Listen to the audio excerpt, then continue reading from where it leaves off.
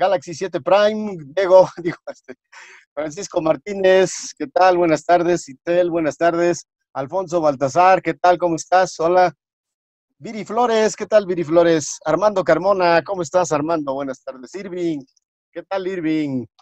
Territorial Reforma, saludos a los compañeros de la Territorial Reforma. Ahorita Mayrim, Galicia, Ani, también estamos ahí del otro lado. Y Alex ZR se está conectando en el audio. Pues bienvenidos, ya estamos, ya extrañábamos después de una semana de estar ausentes. Qué bueno que estamos todos juntos aquí.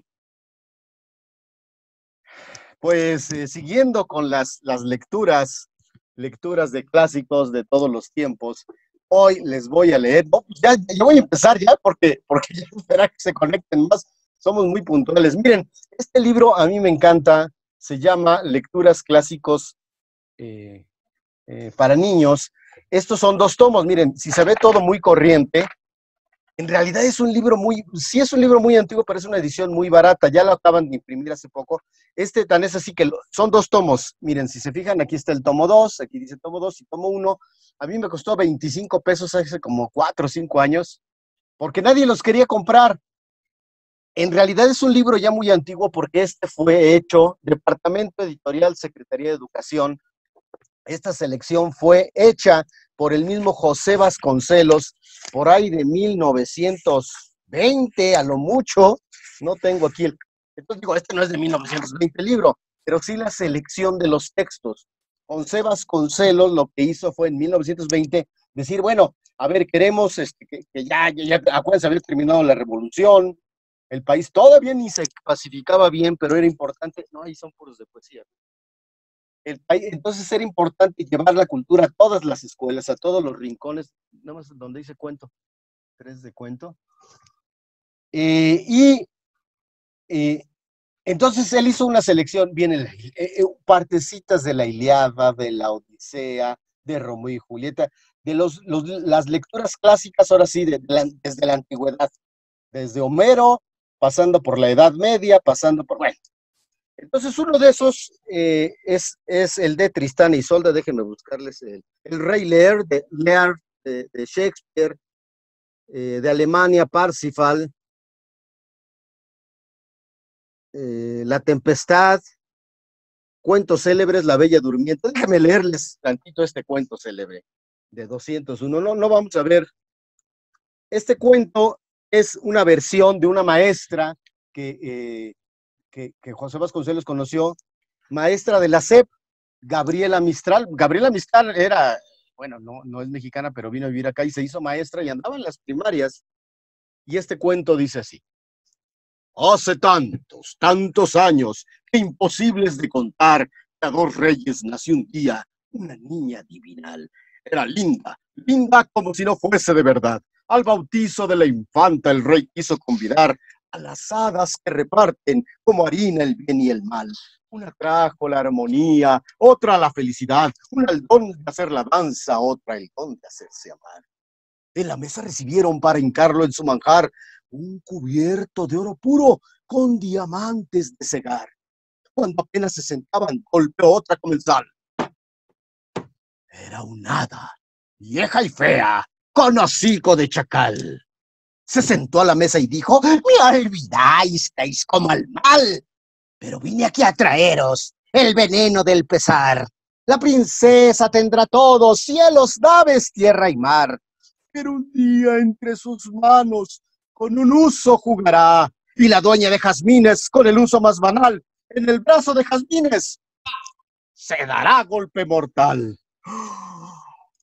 Las 7 hadas se quedaron blancas de ansiedad.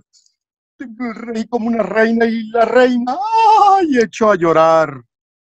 Pero una hada que era niña levantó su fina voz. Era una hada pequeñita, se llamaba Corazón. Hada fea, turbafiestas, rompedora de canción. Yo quiebro la alegría, nos quebraste la alegría, y yo quiebro tu traición. La princesa será herida mas por gracia del Señor va a dormirse los 100 años hasta la hora del amor, para que cuando despierte no se llene de terror, que se duerma el mundo todo al callar su corazón. Bueno, este cuento se llama ¿cómo? Ya se la saben cuál es, ¿no? Es hasta Disney tiene una versión, se llama La Bella Durmiente. Entonces, si se fijan, aquí hay varias versiones de... pues no le cuento, pero ya se los voy a contar. Bueno, les voy a contar una historia desde la Edad Media, por ahí del siglo VII, sexto, que se llama Tristán e Isolda. Esta es una historia de amor.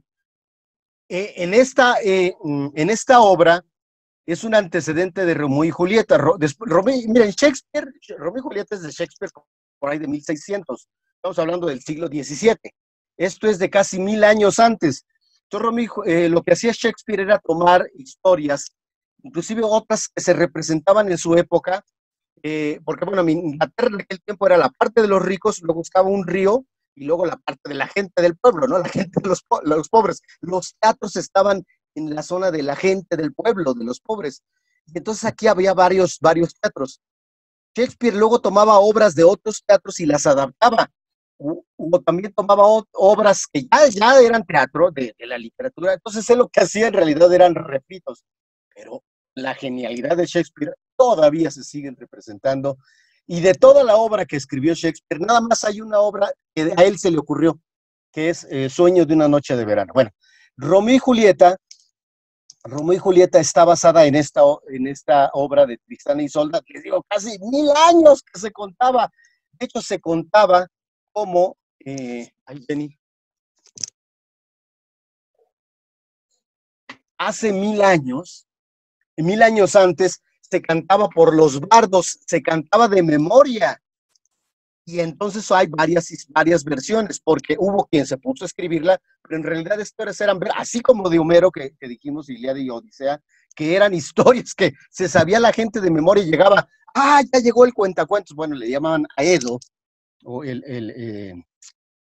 Rapsoda, ya llegó el Rapsoda y se ponía a cantar, o a los reyes en las cortes llegaba y le empezaba a decir y a cantar, y sucedió y casi todo era rimado. ¿Por qué? Porque uno sabe que la rima es más fácil de recordar. Si no, vean en el kinder con los niños, patito, patito, color de café, si tú no me quieres, yo ya sé por qué, tengo una muñeca vestida de azul, bueno, todo eso que va rimado es más fácil de recordar. Por eso es que eran poemas, porque era fácil de recordar, porque estaban rimados. Bueno, entonces este se llama Tristán e Isolda. Y para no hacer más alargue, ahí va. Había una vez, hace mucho, mucho tiempo, un rey que tenía un amigo y ese amigo estuvo en dificultades. Entonces fue a ayudarle a su amigo y pues el amigo en gratitud le dijo, pues pide lo que quieras del reino porque todo lo que tú quieras es tuyo. Y el amigo, el que fue a ayudarle, pues estaba enamorado de su hermana. Entonces él dijo el rey, oye, pues dame a tu hermana. No, pero en ese sentido dijo, estoy enamorado, concededme la mano de la princesa Blancaflor. Y el rey Marcos, pues le concedió. Entonces, este rey se casó con Blancaflor, ¿no? Entonces ya, total, se van a su tierra, Blancaflor y el rey, y le hacen la guerra a este otro rey porque estaba ausente. Pero pues entonces ya deja embarazada a Blancaflor y cuando van a hacer el bebé, le dice, entonces ya sabe que su esposo ha muerto y la reina tiene que huir y le dice, hijo, estoy muy triste porque pues vas a nacer en la desgracia, mira, es posible que a tu padre lo han derrotado y yo voy a tener que huir, así que te vas a llamar Tristán por triste. Y se va, y el niño se lo dejan a Rivalén, que es, ¿cómo les diré? Como el primer ministro, un amigo, pero era súbdito del rey y la princesa Blancaflor que se van. Entonces, acuérdense, aquí está Tristán y del otro lado está Marcos, que no sabe que Tristán ha nacido porque su hermana ha huido, inclusive la mataron, y el niño Tristán queda bajo el cuidado de Rivalén, que es el primer ministro. Ya crece, como pues es hijo de reyes, de grandes estirpes, y antes, acuérdense, se creía que los reyes eran nombrados desde el mismísimo Dios, parece así que hasta los coronaba el Papa y los reconocía, entonces tenía sangre noble. El muchacho creció guapo, hermoso, gallardo, educado como noble por el mismo primer ministro. Entonces, pues llegaron unos piratas que le dijeron, oye, ven, ven, vamos a enseñar nuestro barco.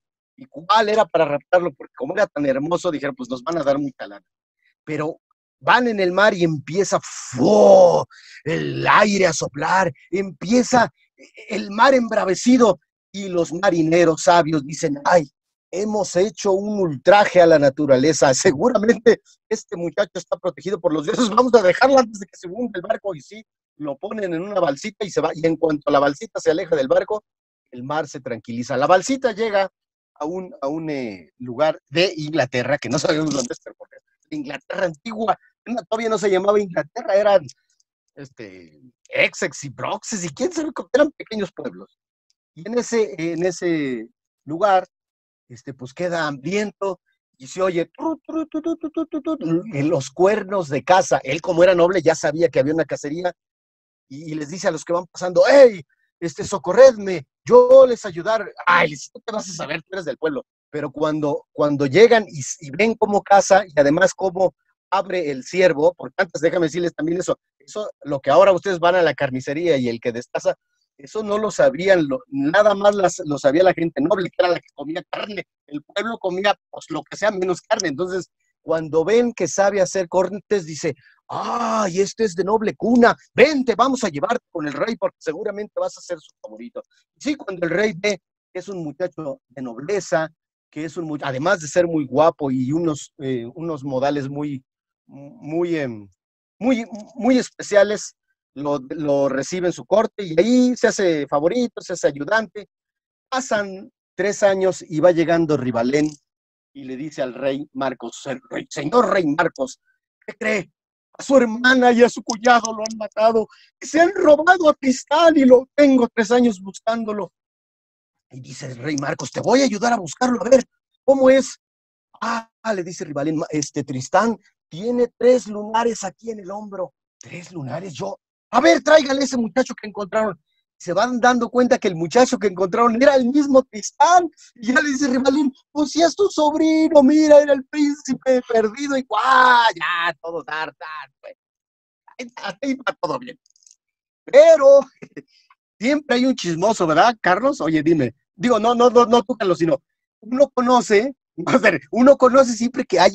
Aquí mi vecina, yo tengo una vecina que se llama, bueno, que es una chismosa, nomás uno va pasando, y, oye, bien, a ver, cuéntame. Oye, qué bárbaro. Bueno, entonces, total, siempre había un chismoso que le quería meter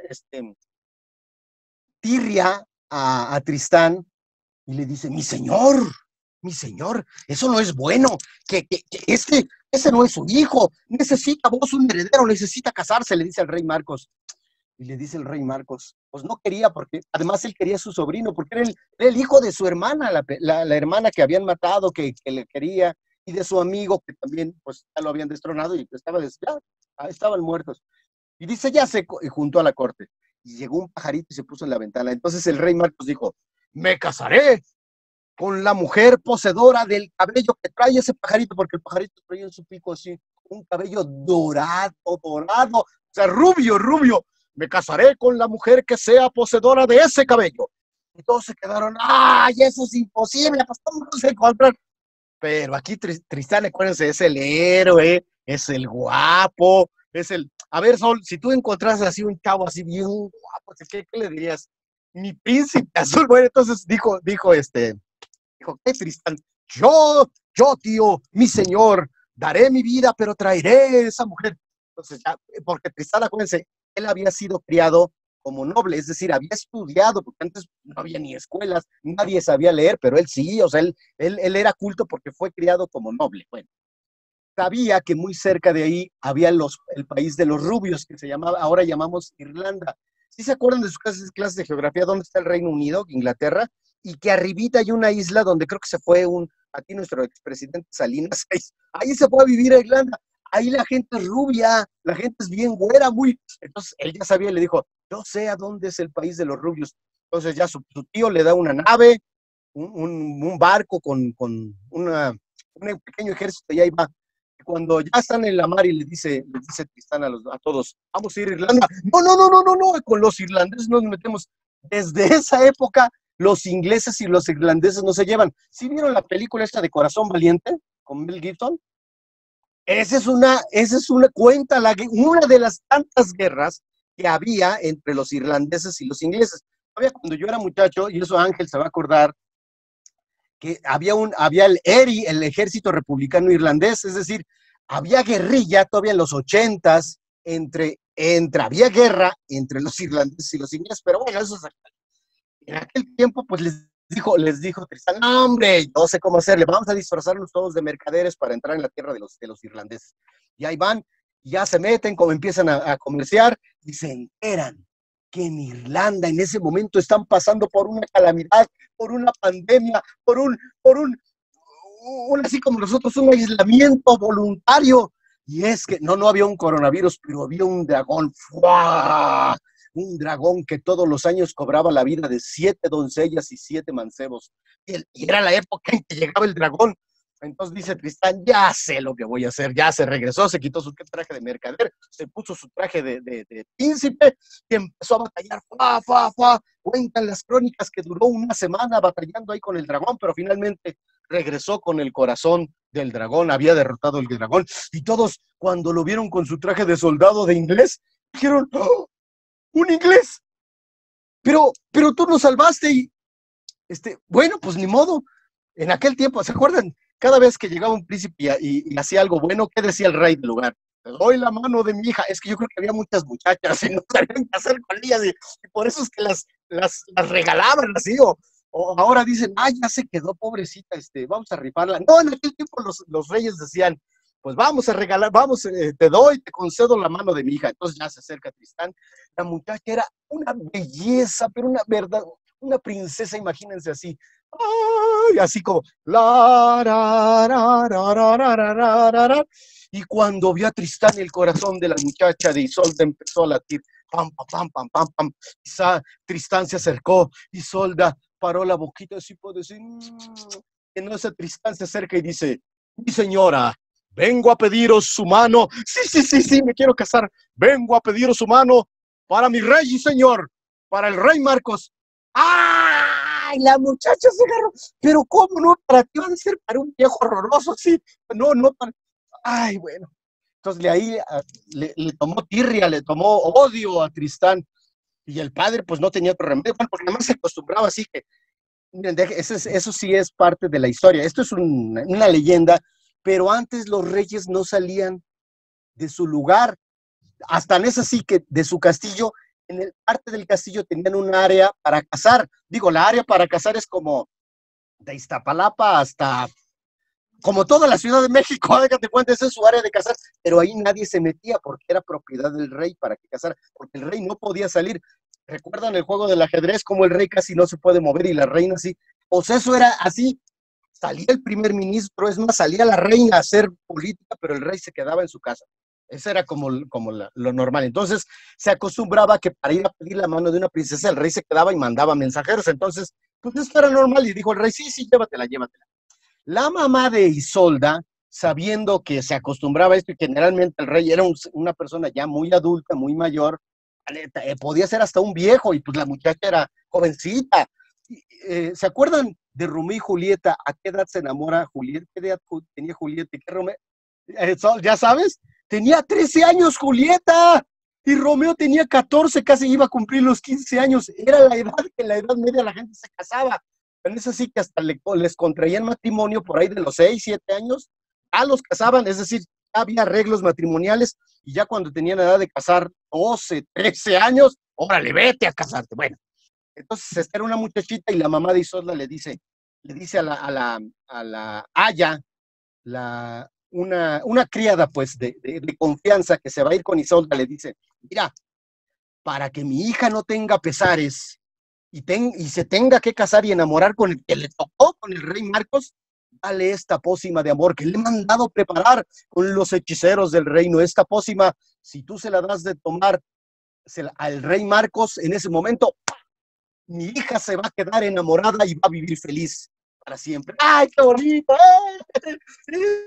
Ahí va, entonces la criada de confianza la lleva escondida, porque se embarcan, se van suben al barco de Tristán para regresar a Inglaterra, y les da la época de calor, por ahí de mayo, yo creo como en estos días que hacía mucho calor, no, hombre, no se aguantaban. Y Tristán sabía que ella, Isolda, iba a ser su tía, acuérdense que fue para que se casara con Marcos. Entonces, ay, ¿cómo le hago? Se acabó el agua, dijo, ¿cómo me gano el favor de Isolda para que pues va a ser mi tía? Entonces se fue a buscar en los camarotes y se va encontrando una botellita, y esa botellita va y le dice, mi reina, mi señora, tome usted esta botellita para que sacie su sed. Oye, Isolda, acuérdense que lo odiaba porque no se iba a casar con él. Ay, tráeme para acá. Glu, glu, glu, glu. Ay, toma un poquito. Y toma Tristán y Isolda, y esa era la pócima de amor. ¡Ah, maldita sea! Y ahí empieza la desgracia porque Isolda que se tiene que casar con Marcos, porque esa era la rey, pero se va enamorando de Tristán, que, ay, bueno, pues ahí está la desgracia. Ya llegan, se celebra la boda, pero Isolda, en aquel tiempo no existía, de hecho, el concepto del amor romántico tiene como 200 años. Antes de esos 200 años, no existía el concepto de amor romántico, es decir, que tú te casas con quien te enamoras. Eso no ha existido en la historia de la humanidad. Hombres y mujeres se casan con quien les toca, con quien los padres deciden o la sociedad. Todavía en Japón, todavía en el siglo XX o el siglo XXI hay unas casamenteras, porque eso que se acostumbraba, que tú ibas con una, le pagabas y esa te acomodaba con el que ella veía que era más afín. Bueno, ahora también hay con internet, a veces tú haces acá un Tinder, ¿cómo se llaman esos? Y hay un programa de computadora que te empata y te conecta. Bueno, pues es que en el pasado eso era muy normal, pues. Entonces ya se celebra la boda, pero Isolda está pensando en el amor de su vida y pues el corazón puede más que cualquier compromiso. Finalmente llegaron a un acuerdo que de la recámara de la reina, ahora Isolda, la reina esposa del rey Marcos, sale una fuente. Fíjense, era tan rico el rey Marcos que mandó construir una habitación al pie de un árbol, de un eucalipto, y de ese eucalipto salía un río. El río, entonces, Isolda cortaba ramitas u hojitas y se iban por el río, y cuando llegaban varios kilómetros a donde estaba Tristán, esa era la señal para decirle, te voy a dar un besito. Nos vemos en la noche. ¡Ah! Entonces, pues Tristán y Isolda siguieron viéndose, pero Tristán finalmente, la nobleza de un caballero, porque Tristán ya era un caballero, era además el consentido del rey, y le dijo, mi señora, no puedo hacerlo, mi rey.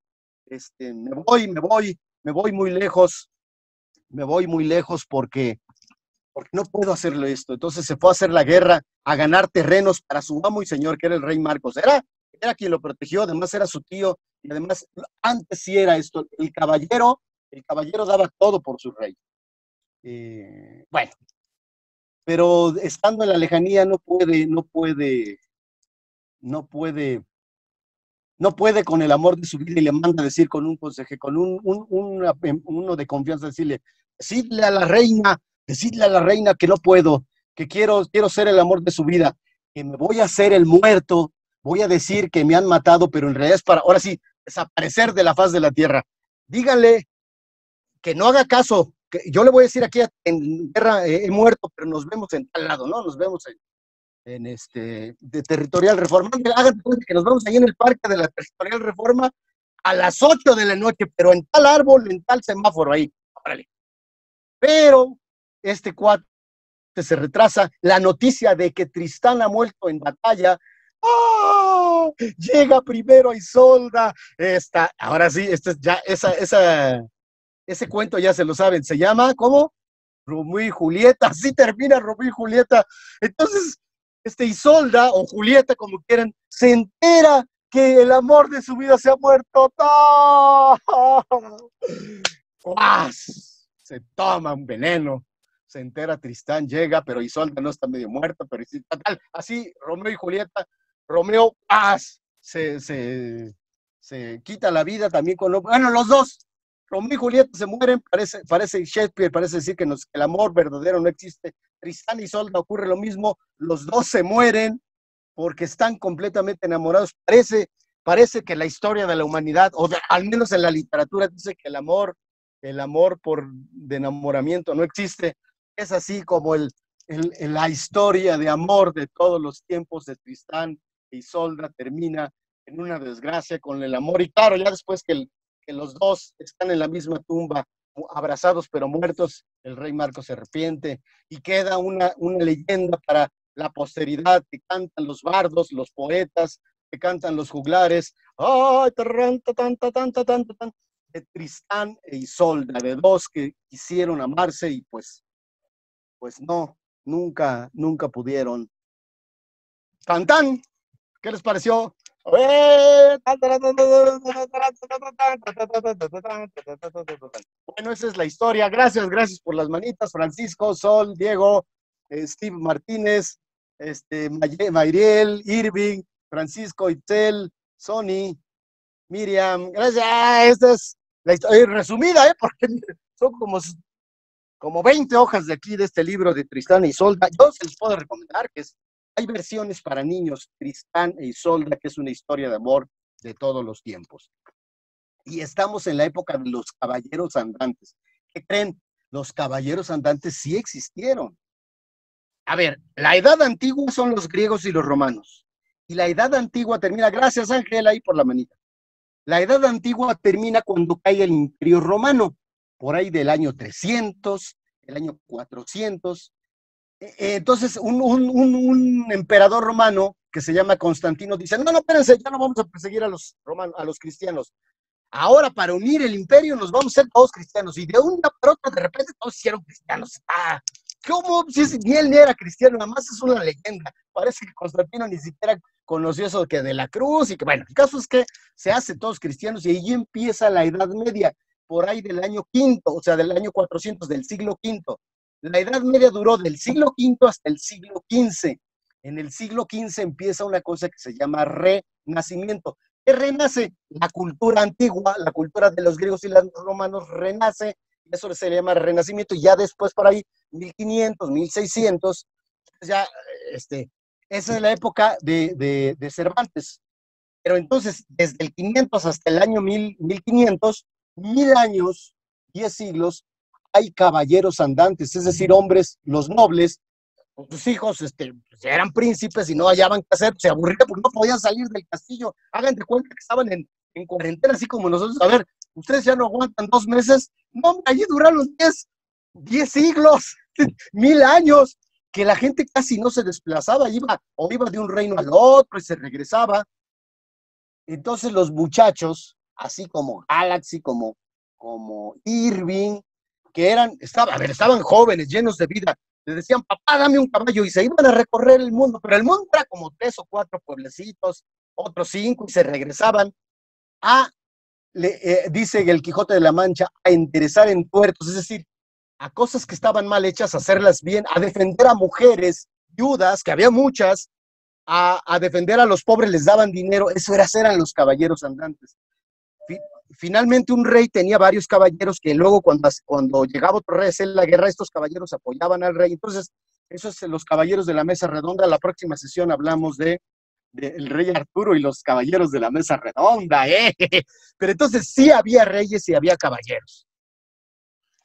¿Cuándo empieza más o menos la Edad Media? Todavía el ejército romano, por ahí de los años 300, 400, estaba activo.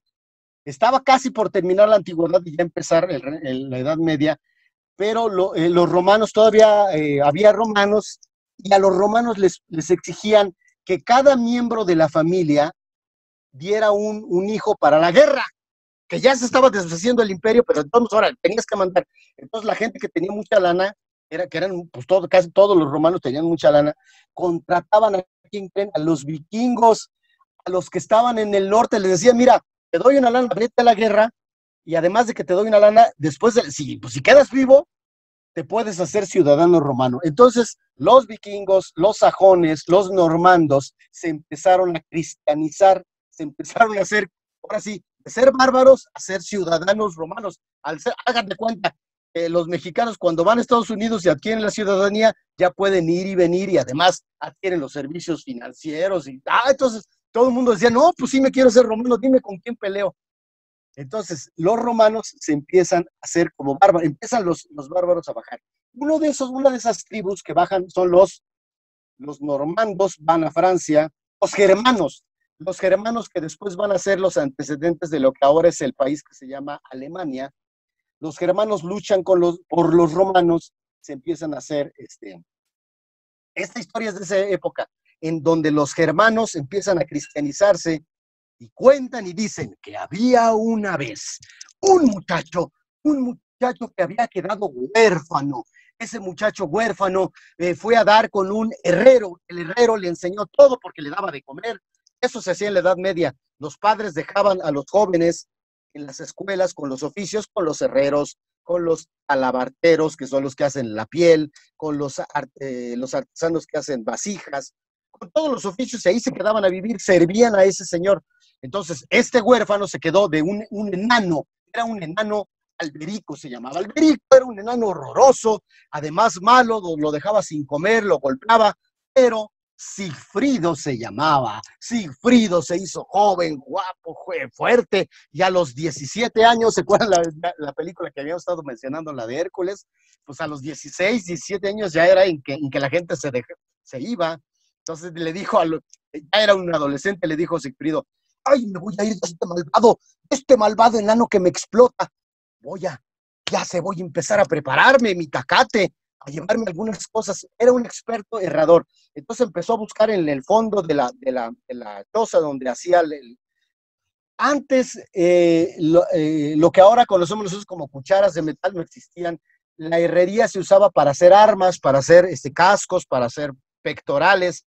Entonces era un oficio muy lucrativo, y los secretos para hacer la herrería pues eran que nada más se pasaban de padre a hijo, así, la gente no sabía hacer metales. Entonces este cuate empieza a buscar en el fondo y se encuentra un metal, se encuentra una espada rota, y le empieza a forjar, no puede. Y otro, y pasan las semanas y los meses, pasan meses hasta que de tanto conocimiento que tenía, logra hacer una espada que brillaba como el sol. ¡Ah, sí! Entonces, ya que tenía la espada, dijo, ya es momento, me voy. En ese momento va entrando Alberico, el enano, y le dice, ¿de dónde has sacado esa espada? ¡Es la Belunga! Antes los caballos y las espadas tenían nombres porque eran tan importantes y tan famosos. Es la famosa Belunga, dámela que es mía. ¿Qué va a ser tuya? Yo la forjé, dice, y se la pone aquí en el cuello. Dime, enano horroroso, ¿de dónde es esa espada? Dime, dime. Y Alberico, con la potencia mágica de la espada y además teniéndola aquí en el cuello, le empieza a decir, ay, tú no eres huérfano, eres hijo de Wotan. Wotan es otro nombre de, ¿cómo se llama?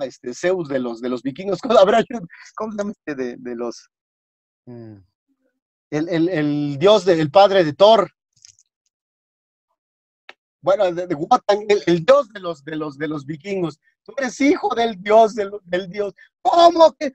Sí, al inicio de los tiempos, el Wotan luchó contra todos y mandó a hacer anillos para controlar a los enanos, anillos para controlar a los elfos, anillos para controlar a los humanos. Pero hay un anillo de poder. Ese anillo te pertenece porque tú eres hijo de Odín. Hacia Odín era Wotan, Odín es el mismo.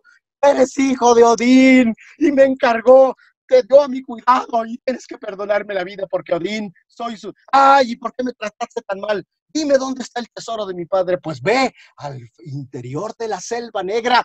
Allí está el tesoro. Y el anillo también, el anillo de poder, el anillo que controla los otros anillos, a los anillos de los enanos, a los anillos de los elfos, ay, hasta me mordí la lengua, perdón, hasta los anillos de los humanos. Ese anillo hace el ser más poderoso del planeta. Y ahí va Sigfrido con la Wotan, que además era sabiduría, la Belmunga, la espada. Y ya la espada lo siguió, y la espada, al interior de la selva negra, del bosque negro, ahí está la oscuridad. Y de repente ve el brillo del oro, y cuando quiere tomar, el oro empieza a caer y ¡guau! Se abre el ojo de un dragón. ¡Guau! yo soy el dragón. En la antigüedad, de la Edad Media, se sabía que los tesoros estaban custodiados por dragones. Los dragones siempre han estado asociados a los tesoros, así que el dragón empezó a defender el tesoro que pues por hechizos tenía que, pero Sigfrido tenía la espada invencible. Esa espada era la misma espada que se rompió al inicio de los tiempos en la guerra del dios Odín contra los demás pequeños dioses que se rebelaron, pero en esa guerra se rompió la espada y Sigfrido, como era hijo de Odín, la logró. Bueno, ya vamos a acabar, gracias, porque entonces, ¿dónde estaba? Así que llega, como esa espada era invencible y el dragón, ese dragón, nadie, ningún caballero había, así como en la película de Shrek, que había un montón de restos, de esqueletos, así había calacas, porque nadie podía con el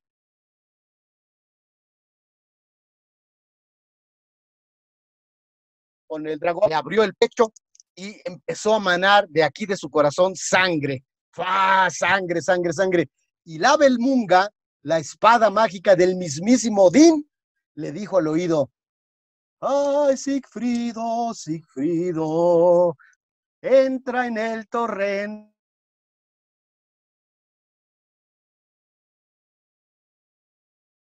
Sigfrido, inmortal serás, Sigfrido.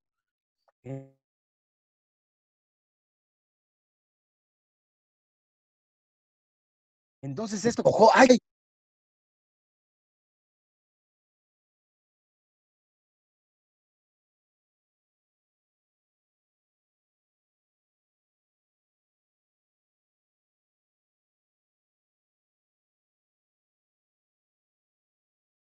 vio que su mamá lo metió en un río, pero como lo metió, lo tuvo que agarrar de una patita, de un pesito, exactamente donde la mamá metió aquí.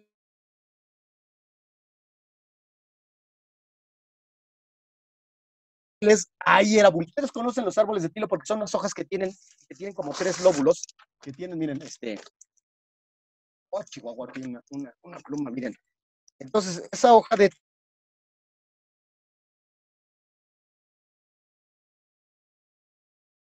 tilo, cuando la vean, tres hojitas. Entonces, esa hoja de ese árbol le va cayendo aquí en la espalda, y ahí nada más en ese punto no lo tocó la sangre del dragón, es decir, en ese punto era invencible,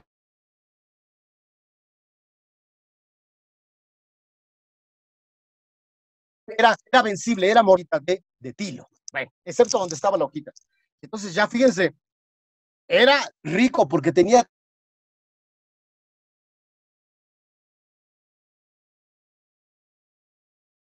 todo un tesoro. Ah, no, pero y dijo, pues, ¿qué hace este anillo? Y que se lo pone. En ese momento,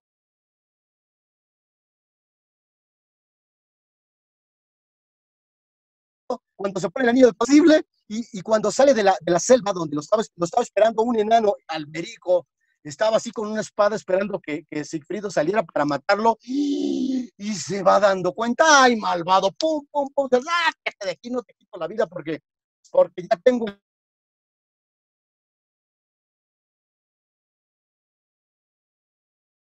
el tesoro. Ese anillo hablaba a los enanos, a los elfos y a los humanos. Entonces ya con ese anillo poderoso, pues a ver, ahora sí, a ver, Irving, a ver, Steve, ¿tú qué harías si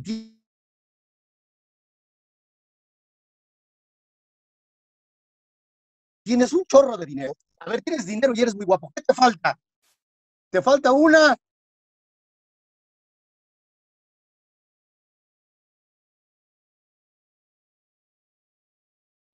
A ver, la espada de poder de Odín, el anillo de poder del mismísimo Odín de invisibilidad.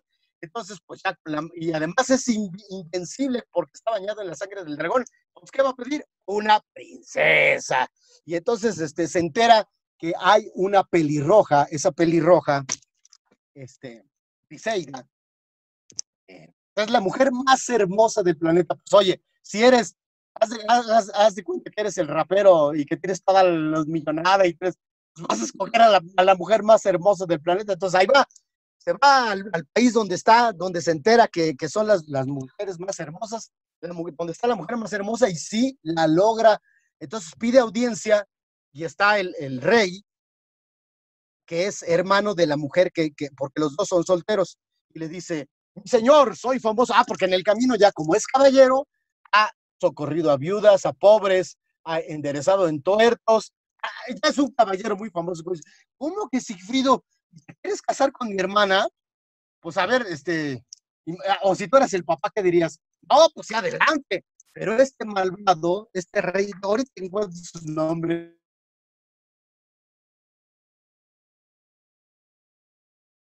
no me quiero muy, era un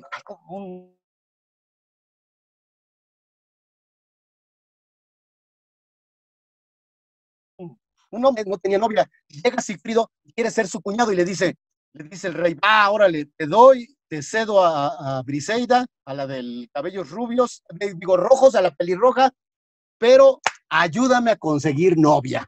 ¿Cómo? Sí, sí, órale. ¿Quieres ser mi cuñado?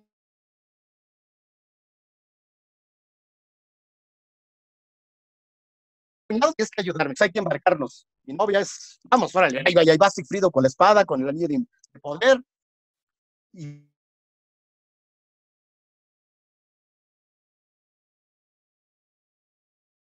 van a una, y ya le dice, mira, hay 3 anillos de fuego, es decir, que solamente el verdadero héroe puede cruzar los anillos de fuego. Nadie ha podido.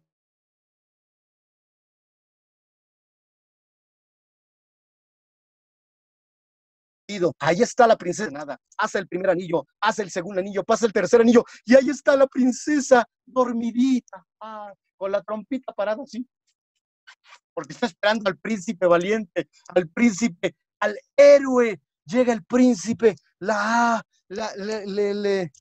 ay, es que eso quería, aquí estaba llega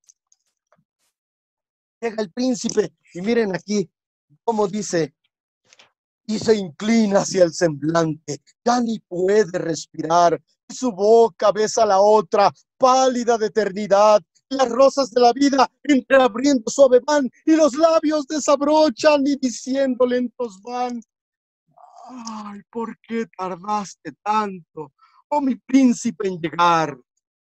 Ese cuento se llama como La Bella Durmiente. Entonces el cuento de la Bella Durmiente es una leyenda muy antigua, porque esta leyenda, ¿de qué año les dije?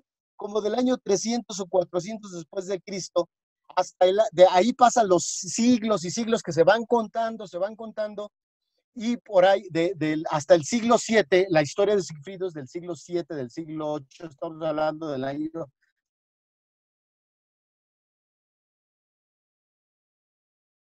700 después. Todos estos cuentos son leyendas muy antiguas, que Tolkien lo sabía porque era maestro de.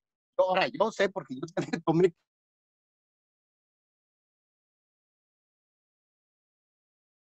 clase con una maestra medieval.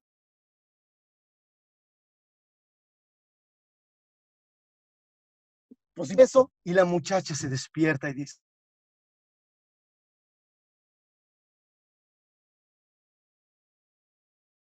salillos mágicos de fuego, pudo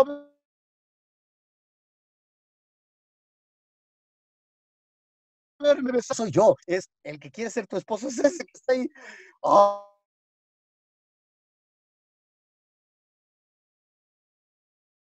oh, y lo ve y le dice enfrente, no, pues Cantinflas, ahí está Cantinflas, tienes que casar con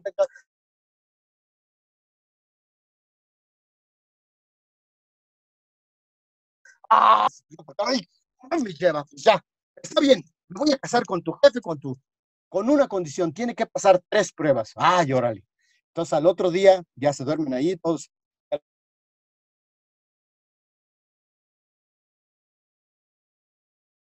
El otro día tiene cuñado querido, tiene que hacer las 3 pruebas para casarse con la reina de las Amazonas.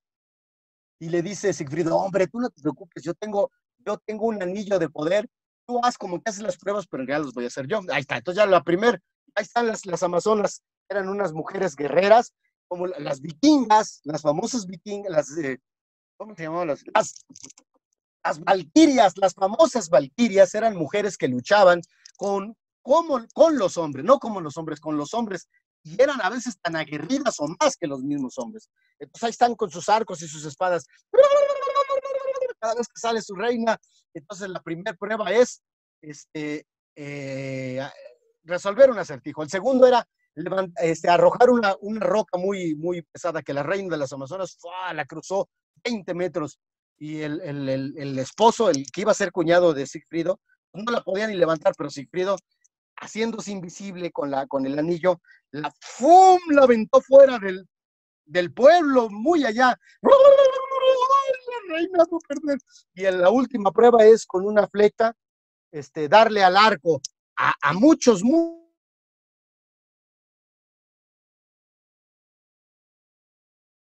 muchos, y toma, es más, el rey ese ni siquiera puede levantar el arco, entonces Sigfrido, invisible por el anillo, ¡fum! Toca la flecha y le da exactamente en el centro, a la otra flecha la rompe la mitad. Esa es otra película de Disney que se llama ¿cómo?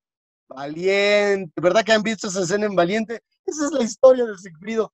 Entonces ya la reina, lleva la reina de las Amazonas, dice, ay, me voy a tener que casar con ese que me cae gordo. Bueno, está bien. Total. Se van a la tierra donde estaba el rey, la hermana se hace una doble boda. El rey se casa con la reina de las Amazonas, y la pelirroja, la hermana del rey, se casa con Siegfried y se hacen, ay,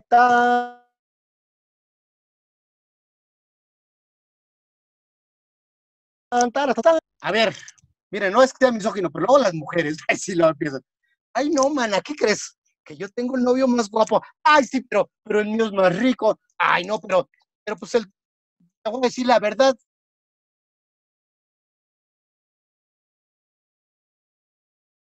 el tuyo, el que se puso el anillo es invisible. Y las dos, la pelirroja y la reina de las Amazonas empiezan ahí, no, que el mío es mejor, no, que tú, oye, es mi hermano, ni modo que no sepa que es nada, que dijo la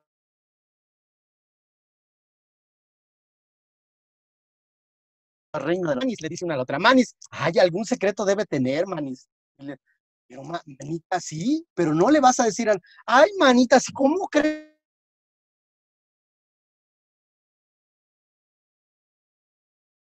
Si yo soy, dice la esposa de Cifril, dice, pues, ¿qué crees, manita? Yo porque, digo, o sea, tenemos intimidad y somos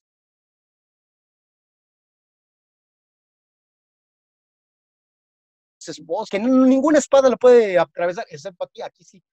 Entonces, la reina de las Amazonas,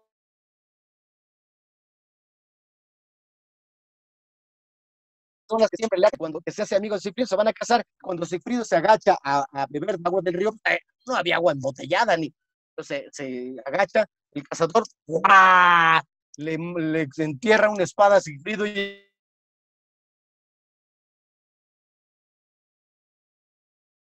así me quedó, por fin la vida lo derrotó. Y esa